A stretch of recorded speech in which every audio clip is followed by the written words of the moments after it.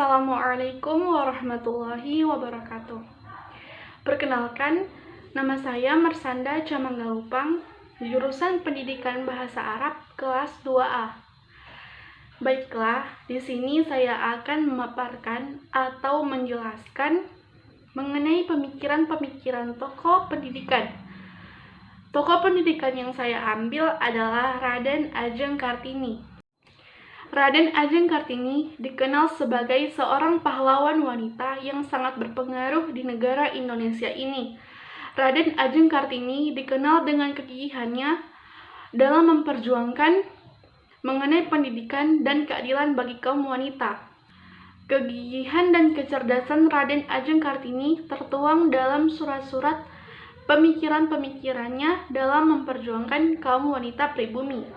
Berkat kefasihannya dalam berbahasa Belanda, Raden Adjeng Kartini mampu mendapatkan informasi-informasi dari buku, media cetak, bahkan dari sahabat penanya yang berada di negara Belanda.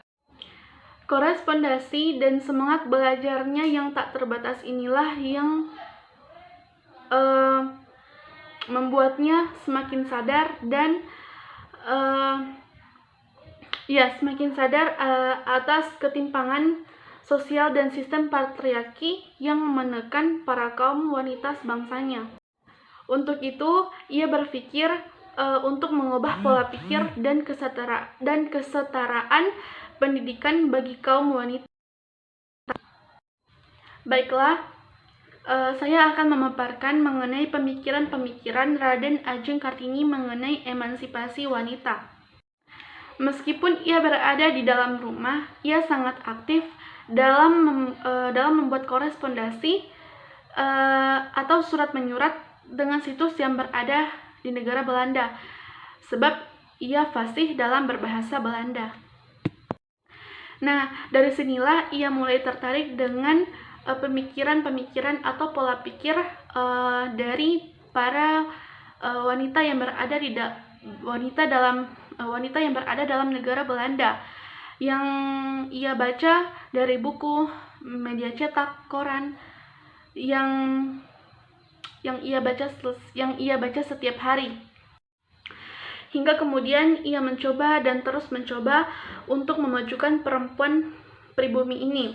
Karena di dalam pemikirannya, kedudukan para wanita pribumi ini dalam tingkat sosial ini masih sangat tertinggal jauh, atau cukup dibilang masih cukup rendah di kala itu. Raden Adjeng Kartini banyak membaca surat-surat atau majalah-majalah yang berbahasa Belanda yang dikirim dari negara Belanda untuk ia baca.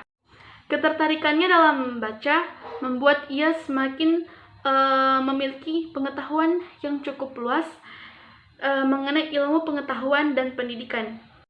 Sehingga Raden Adjeng Kartini memiliki menaruh perhatian khusus dalam masalah emansipasi wanita dan membandingkan antara wanita Eropa dan wanita sebangsanya. Kemudian ia juga menaruh perhatian pada masalah sosial wanita, karena menurut Raden Adjeng Kartini, perempuan itu harus memiliki kebebasan, kesetaraan, kesamaan, serta otonomi dan kesetaraan dalam hukum. Kartini lebih banyak menulis surat-surat yang berisi mengenai keluhan-keluhan para wanita pribumi, karena ia melihat pada waktu itu wanita-wanita pribumi ini tidak memiliki kebebasan, dan itulah yang menjadi penghambat kemajuan dari wanita pribumi tersebut. Ia juga mengungkapkan bahwa tulisannya itu juga memuat mengenai keluhan-keluhan wanita pribumi yang berada di Jawa, karena di daerah Jawa tersebut para perempuan Jawa itu harus dipingit dan tidak bebas dalam membentuk ilmu belajar, serta adanya adat yang sangat mengekang kebebasan perempuan tersebut. Cita-cita Raden Ajeng Kartini, ia ingin melihat para perempuan-perempuan pribumi itu menuntut ilmu, pengetahuan, dan pendidikan seperti yang ada di zaman sekarang. Gagasan-gagasan yang baru mengenai emansipasi wanita dan persamaan merupakan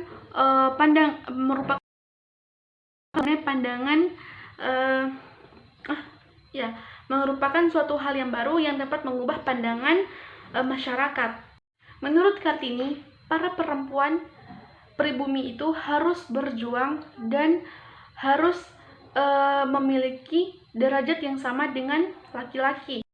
Wanita itu harus dididik, dicerdaskan agar mereka memiliki pengetahuan yang sama dengan laki-laki, karena Tuhan menjadikan perempuan dan laki-laki sebagai makhluk yang memiliki derajat dan martabat yang sama. Nah, maka hal itu dikenal sebagai cita-cita untuk memperjuangkan emansipasi wanita.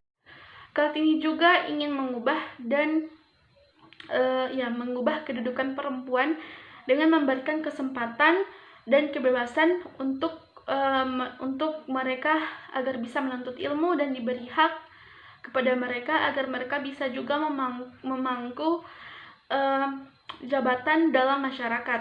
Dalam pandangan Raden Ajeng Kartini, jika wanita tersebut memiliki kecerdasan, memiliki ilmu pengetahuan yang tinggi, maka ia bisa lebih cakap dalam hal mengurus anak putra-putrinya dan mengurus keluarganya, serta ia mampu mengurus rumah tangganya itu agar bisa lebih baik lagi dan memiliki pengaruh lebih besar dalam hal memajukan bangsanya.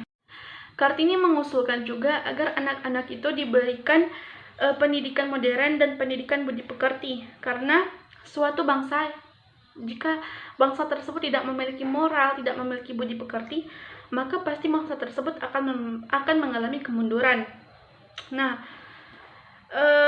saya juga mengutip kata-kata dari Raden Ajeng Kartini, yaitu wanita harus menjadi soko guru peradaban, kata Kartini dalam sebuah suratnya. Maksudnya, wanita adalah ibu yang merupakan pengajar atau pendidik pertama atau madrasah pertama bagi anak-anaknya. Jadi, pangkuan ibu itulah manusia mendapatkan pendidikan yang pertama.